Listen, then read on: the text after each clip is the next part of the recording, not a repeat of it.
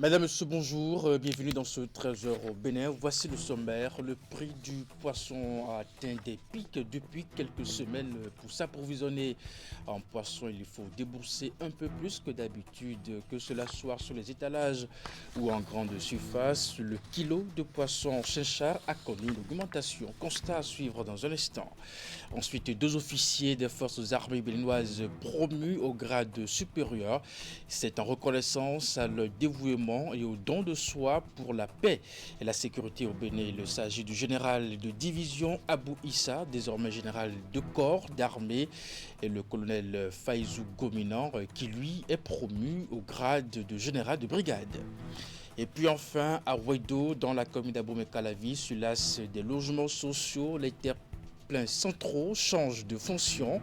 Au cœur de ces terres, des familles improvisent des pique-niques, un moment de détente devenu une habitude. Pourquoi cet engouement? On vous le dira dans un instant. Et voilà pour vous le sommaire de cette édition. À nouveau bonjour et bienvenue si vous nous rejoignez. C'est un constat un peu amer pour les amateurs de produits congelés en ce début d'année 2026. Le prix du poisson a atteint des pics, que cela soit sur les étalages ou en grande surface. Le kilo de poisson Saint-Char a connu une augmentation. Une équipe de la rédaction est descendue sur le terrain pour faire le constat. Voici les images. 2100 francs CFA. Le prix d'un kilo du petit chinchard, communément appelé Sylvie, passe désormais à 1600 francs CFA. L'augmentation se fait ressentir depuis quelques semaines à Cotonou et ses environs. Dans les points de vente de cet aliment, la réalité se vit très difficilement par les populations. En témoignent ces échanges auxquels nous avons assisté dans cette poissonnerie de Ménotin à quelques encablures du marché moderne. Dame Flora tente d'obtenir la réduction du coût du poisson qu'elle est venue acheter. Peine perdue, la vendeuse reste campée sur son tarif à son corps défendant. La cliente doit s'y faire si elle tient à préparer ce poisson pour sa petite famille. Si je prends 2000 francs pour cocotte là, et si je paye par là 1600, c'est 400 je vais prendre pour préparer la sauce. Toutes celles qui se succèdent ici subissent sans exception cette hausse remarquée sur le prix du kilo du poisson Sylvie. Le poisson est cher, c'est trop cher. On ne trouve plus au prix d'avant. Ma doléance est que ça revienne comme avant. À Cotonou, comme dans d'autres villes du Bénin, le chinchard est très prisé par les ménages. Du coup, cette hausse est difficilement vécue par les bonnes dames. Face à cette situation, les vendeurs sont aussi impuissants. Ils perdent de jour en jour de la clientèle avec à la clé une baisse drastique de leur chiffre d'affaires. A quitté 1100 francs pour 1600. S'élever moyen maintenant pour trouver ça, c'est à 2200, 2000. Donc du coup, bon, ça c'est depuis un mois, 2 mois comme ça que ça a commencé comme ça. Maintenant, ça fait aussi qu'on a de mes ventes. On a de mes ventes. Avant, même, ils sont nombreux à venir acheter poisson. Mais maintenant, comme ça a pris du prix, au moins 2 ou bien 3 personnes qui viennent acheter. Toutefois, clients et vendeurs nourrissent un brin d'espoir, celui d'une action des autorités pour un retour aux tarifs plus abordables comme par le passé. À Kokokodji, dans la commune d'Abomey-Calavi, les vendeuses sont mécontentes. Elles s'insurgent contre les procédés d'attribution des places qui s'appliquent par l'Agence nationale de gestion des marchés ANAGEM. Jusque-là, les hangars de l'ancien site ont été déjà démolis samedi dernier. Eh bien, ces femmes encore sans emplacement alertent pour prévenir l'exclusion, disent-elles. Willem Cliquant, présenté par Candy Rourento pour le reportage. Les anciens hangars et boutiques au cœur de ce marché de Kokokodji sont désormais sous les décombres. 2 jours après l'opération de démolition des lieux, de rares usagers et anciens occupants y reviennent encore. Quand il dit quelque chose, il le fait. C'est comme Donald Trump, quand le président américain, quand il dit quelque chose, il fait. Le nôtre aussi, là, quand il dit quelque chose, il le fait. C'est pour le bien-être et pour le futur de nos enfants. Les policiers ont dit qu'ils vont enlever tout ce qui est en haut là, qu'ils vont emmener Caterpillar pour raser tout, les briques là, les terrasses là, puis ils vont casser tout. Donc si on ne veut pas ça là, de ne pas même ouvrir nos boutiques. Donc comme nous ont dit ça là, mais aujourd'hui là on est venu pour voir, mais ils n'ont rien fait. Mais une plus grande équation reste irrésolue. L'attribution des places aux commerçants de cet espace marchand dans toute leur diversité.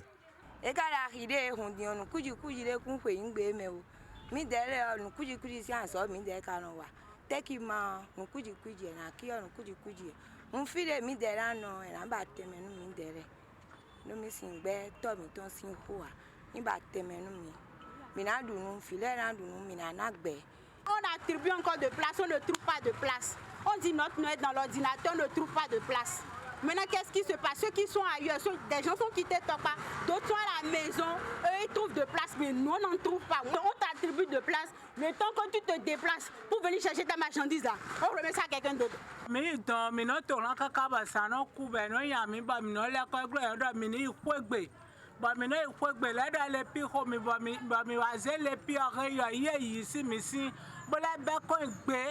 Sur le nouveau site du marché de Cococodi à inauguré ce mardi, les femmes font le pied de grue. Elles fustigent l'attribution des places qui privilégierait de nouveaux occupants au détriment de ceux reconnus vendeurs du marché également à jour du point de vue des redevances. Moi, j'ai travaillé avec Arrigan dans ce marché. Je l'ai aidé à montrer de place à ces bonnes dames que vous voyez. Donc je connais beaucoup de femmes qui sont dans le marché, qui n'ont pas retrouvé leur place ici. Pour les agents de l'ANAGEM, pas de péril en la demeure. Il faut attendre quelques jours après l'ouverture officielle du marché avant toute forme de jugement. Et sur le même sujet, l'ANAGEM, Agence nationale de gestion des marchés, ouvre officiellement le nouveau marché de Cococodi. Cet espace marchand construit au standard Mourden est le 20e du genre mis en exploitation par l'agence gouvernementale. Les anciens occupants du marché du bord de bitume sur la voie inter-État Cotonou-Lomé y ont été relogés pour la plupart. L'inauguration de ce matin a eu lieu en présence de la ministre de l'Industrie et du Commerce ainsi que certains ministres conseillers. Les autorités communales et locales étaient aux côtés de ces femmes du marché au lancement. Voici les caractéristiques de l'infrastructure mise en service avec la directrice de l'ANAGEM. Le nouveau marché de Cococodi s'étend sur une superficie de 10 hectares, dont 2,8 hectares aménagés et comprend 12 secteurs d'activité distincts. Il offre aujourd'hui 1839 espaces de vente répartis notamment comme suit. 197 boutiques, 1444 étals primeurs, 85 étals poissonnerie, 6 restaurants avec servitude terrasse, 5 étals boucherie, 6 étals écailleurs, 28 espaces semi-gros, 5 espaces gros, 42 espaces animaux vivants, 5 espaces plumeurs et 16 espaces moulins. Au-delà des espaces commerciaux, le marché est doté d'infrastructures modernes, des bureaux administratifs, des installations sanitaires, une infirmerie, un dispositif de sécurité incendie, un parc de stationnement. Ce marché n'est pas seulement un ensemble de bâtiments. Il est désormais un véritable pôle économique de proximité, un cadre structuré de production de richesse, de dignité et de cohésion sociale. Les membres de la plateforme des acteurs du monde agricole et amis engagés pour Remède Wadayi ont effectué dans la matinée du samedi 24 janvier 2026 une sortie à Natitengu. Cette rencontre stratégique placée sous le haut parrainage de Gaston Dossoui, ministre de l'Agriculture, de l'Élevage et de la Pêche justement, vise à faire une reddition des performances réalisées dans le secteur agricole au cours des 10 années de gouvernance de Patrice Talon. Voici les images. Les membres de la plateforme des acteurs du monde agricole de l'Atakura et amis engagés de Romial Wadayi, ainsi que les représentants des unions communales et départementales des producteurs de diverses filières agricoles, fortement mobilisés autour du ministre de l'Agriculture, de l'Élevage et de la Pêche, Gaston Dossoui. L'enjeu étant de procéder à une évaluation des performances réalisées dans le secteur agricole dans l'Atakura au titre des différents PAG après 10 ans de règne du président Patrice Talon.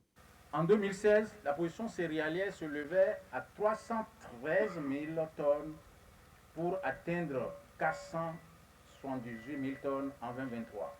La production de riz se démarque par un taux d'accroissement de 11% sur la même période. Sur la période 2016 à 2023, les cultures industrielles du département affichent une croissance limitée. La production est passée de 108 000 tonnes à 114 000 tonnes, soit un taux d'accroissement de 1%.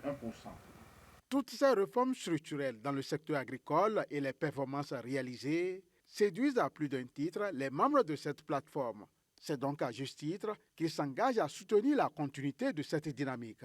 Par ma modeste voix, les acteurs du secteur agricole de l'Atakora, bénéficiaires des effets et impacts des PAG successifs depuis 2016, déclarent être satisfaits, au-delà de leurs attentes, des appuis reçus pour améliorer la productivité de leurs exploitations que pour accroître leur capacité d'accès au marché pour l'écoulement de leurs récoltes.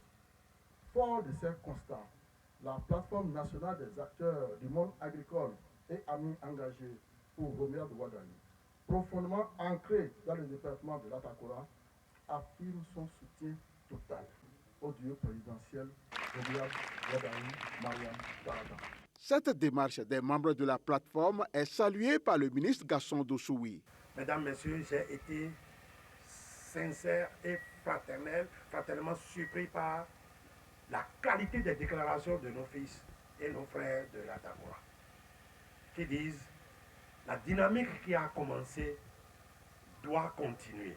À l'unisson, les acteurs du monde agricole de l'Atakora renouvellent leur soutien total aux réformes engagées et se disent prêts à porter sur le terrain le combat pour la continuité autour de Romial de Ouaddaï.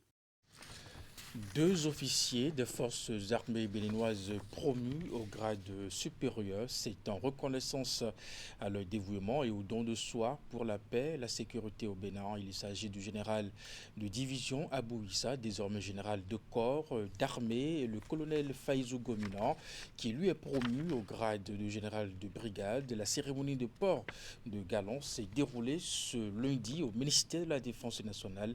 C'était en présence des hauts gradés de l'institution militaire. Voici les images. Une revue de troupes pour célébrer 2 officiers supérieurs des forces armées béninoises.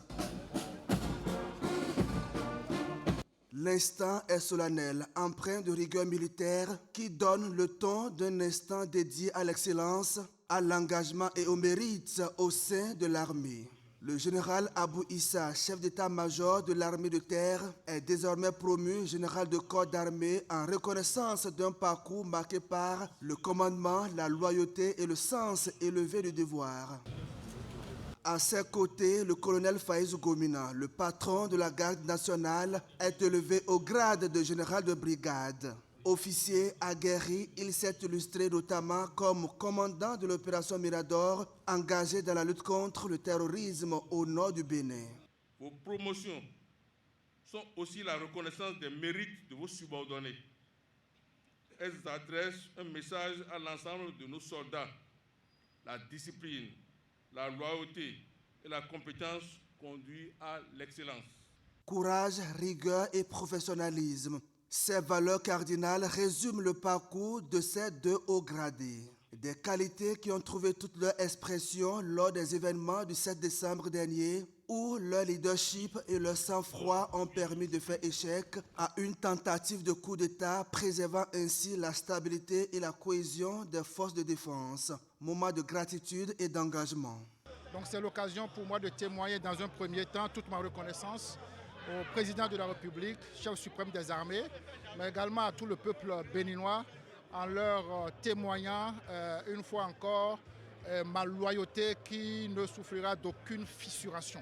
À travers ces promotions, la hiérarchie militaire consacre non seulement des hommes, mais aussi une vision, celle d'une armée républicaine disciplinée et résolument engagée pour la défense de l'intégrité territoriale. Dans un contexte marqué par des défis sécuritaires croissants, notamment la menace terroriste aux frontières nord, Le Bénin réaffirme sa détermination à renforcer ses capacités de défense et à compter sur des hommes d'expérience pour garantir la sécurité des populations et la paix sur l'ensemble du territoire national. Dans la suite de ce trajet au Bénin, l'université d'Abomey-Calavi, le bien-être des personnes âgées cristallise les débats. Ce lundi s'est ouverte à l'amphi Idriss Déby Itno de ce haut lieu de savoir la première conférence scientifique internationale de gérontologie organisée par l'université du 3e âge du Bénin avec le soutien du gouvernement et de concert avec l'association internationale des universités du 3e âge. L'événement rassemble des universitaires d'ici et d'ailleurs. Le point de la cérémonie de lancement avec Hugues Villingbe et Jocelyn Barriga. Du 26 au 27 janvier 2026, Abomey-Calavi arbore les attributs de capitale mondiale de la gérontologie. Ces assises interviennent dans un contexte où le mouvement des universités du 3e âge étend ses tentacules aux 4 coins de la planète, porté par l'Association internationale des universités du 3e âge, AIUTA. Depuis plus de 50 ans, l'AIUTA œuvre à l'amélioration de la qualité de vie des personnes âgées en contribuant à la préservation et au développement de leurs facultés. Dans le monde, nous sommes maintenant dans plus de 86 pays sur les 6 continents. Il y a des centaines, si on prend la Chine, même des milliers d'universités du 3e âge dans le monde. Cela représente plusieurs millions d'étudiants seniors. La première conférence scientifique internationale de gérontologie s'ouvre également au moment exact où l'université du 3e âge du Bénin souffle sa 2e bougie. L'université du 3e âge, c'est l'apprentissage tout au long de la vie. C'est pas parce qu'on a pris sa retraite qu'on ne doit plus apprendre, parce que apprendre, c'est maintenir son capital cérébral, c'est se donner de la vie.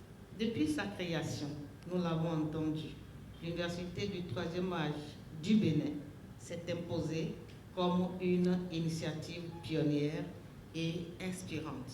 Les actions menées au profit de nos aînés démontrent que l'enseignement supérieur peut et doit s'ouvrir à toutes les générations.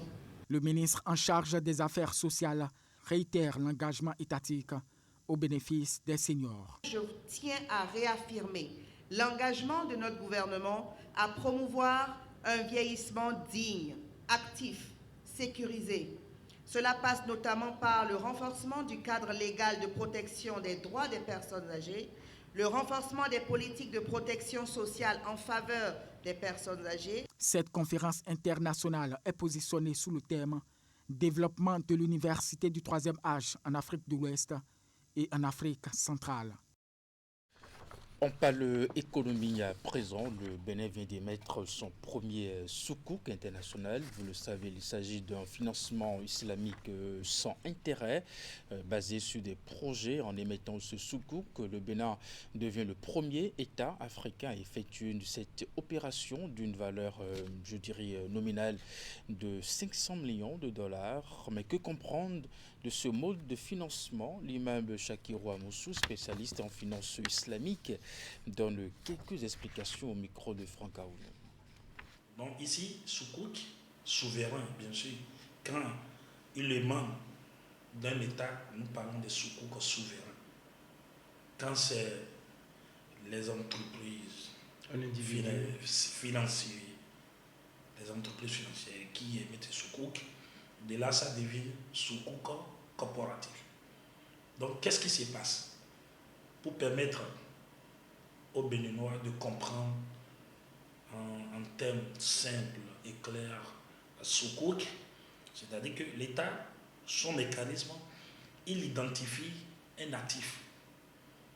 En finance islamique, les investissements sont adossés à un actif tangible. Ce n'est pas sur les spéculations on investit, non. Sur du réel, ce qui existe. Dans ces cas de soukouk souverain, l'État, il identifie un actif réel. Quand je parle de l'actif réel, un projet comme la construction des routes, des hôpitaux, des infrastructures, tout ce qui est de cet ordre. Voilà un exemple d'un actif réel, tangible, qu'on voit, qui est touchable. Et les investisseurs, et ils achètent les parts. Ces parts sont considérées comme des sous-coups. Et ils achètent les parts.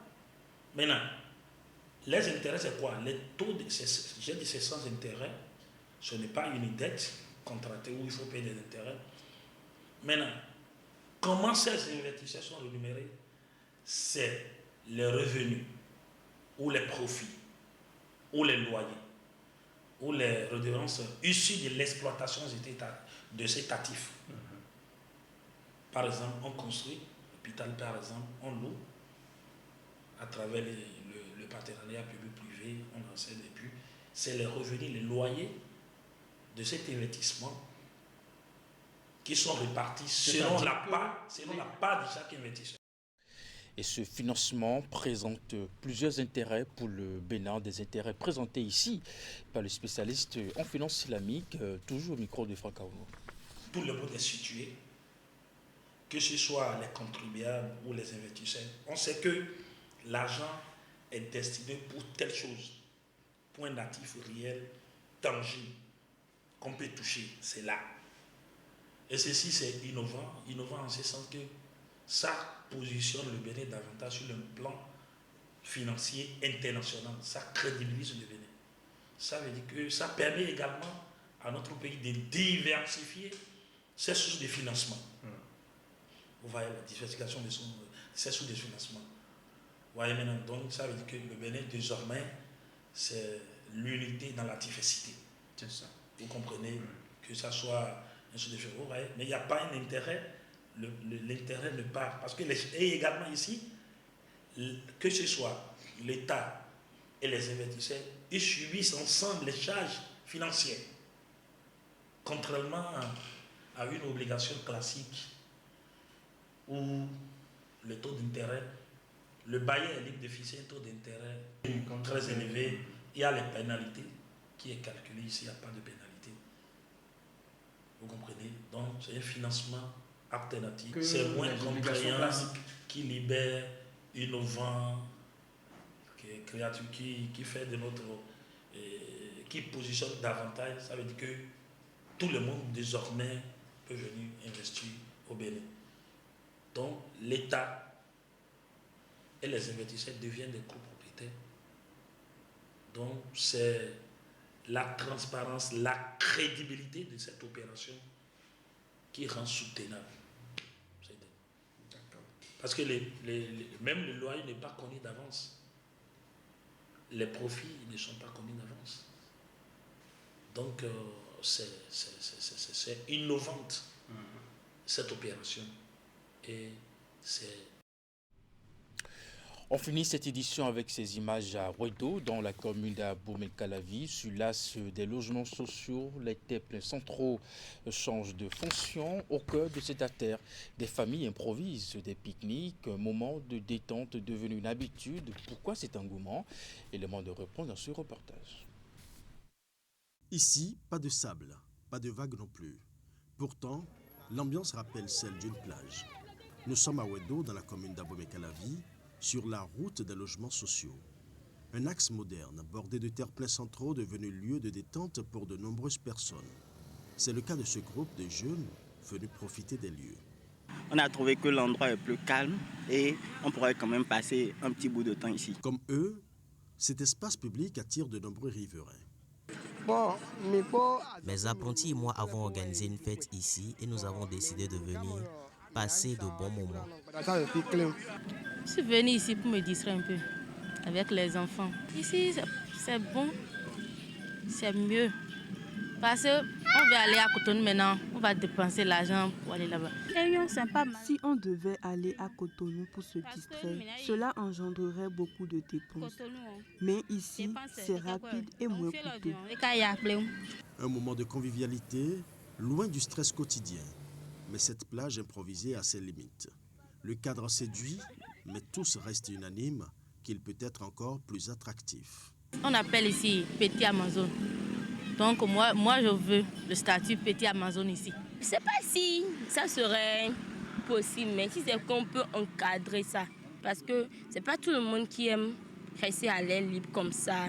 On peut installer ou bien faire des bancs qu'on trouve dans les autres endroits. Déjà avec l'espace vert, on voit que ce n'est pas trop bien entretenu. Si on peut penser à créer des motifs de petits jardins, que l'éclairage soit au top niveau. On est là. Si on pouvait avoir des bons publics ici et des toilettes, ça nous fera vraiment plaisir. À Ouedo, cet espace surnommé Petite Amazon n'est pas qu'un simple décor urbain. C'est l'expression d'un besoin réel, la nécessité d'espaces de loisirs de proximité. C'est la fin de cette édition. Merci de nous avoir suivis, de votre fidélité à nos programmes à 16h. C'est votre bulletin d'information. 19h30, la grande édition de la soirée. Juste après votre émission, l'info continue. Portez-vous bien et à très bientôt.